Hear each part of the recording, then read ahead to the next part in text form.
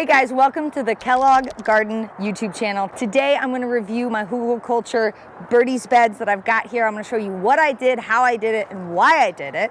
So if you want to receive notifications when we put out great content like this, hit the subscribe button.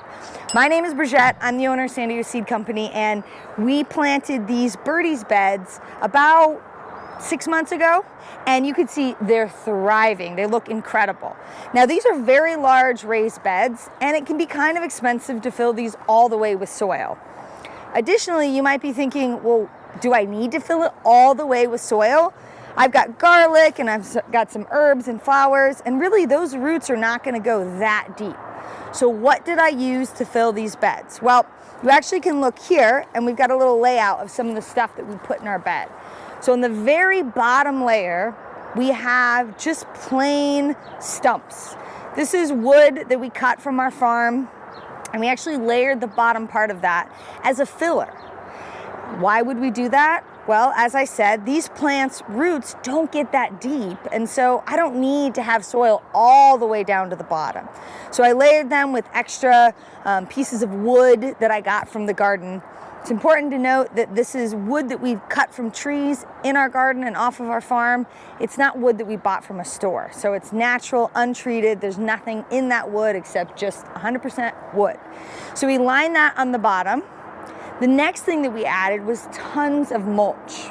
Why would we do that? Again, it's a filler. We're filling the bottom with organic matter that will eventually break down. And we happen to love mulch on our farm. We always have piles of it. So we put about 1 foot of mulch at the bottom of this birdies beds. Next thing that we did is we added some potting soil or raised bed mix. And that filled up the last third of the bed. Finally, in that potting mix, we added some fertilizer. Now, why do you do that? Well, it's because there's a lot of microbiology in these raised beds, and a lot of things are happening. Organic matter is getting broken down, and so by having a little bit of extra fertilizer in there, as all of that carbon gets broken down, we'll have a little bit of extra nitrogen for my beautiful plants. Now you can see these beds are thriving. Both of them look incredible.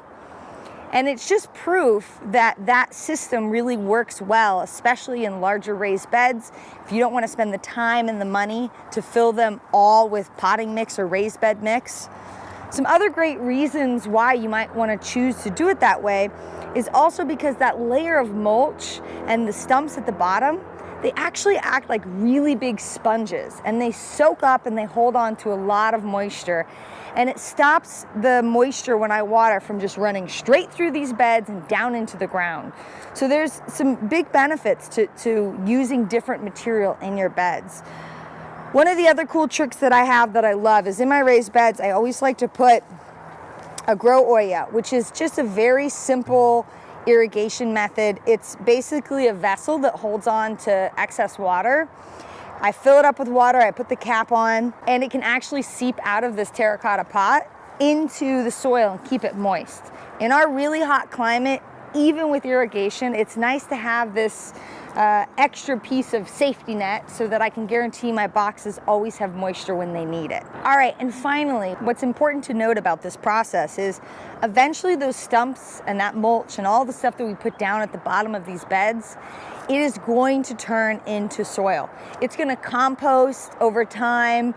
All of the worms and different bacteria and things in the soil are going to break down that matter, and eventually it's going to turn into soil. So it's a great way to save a little bit of money, have really happy, beautiful beds, and it's fun. It's a great way to fill your beds with different materials and have some fun doing it. All right, so if Hugelkulture is a new method to you, make sure you go check out our other video and you can see exactly how we did it.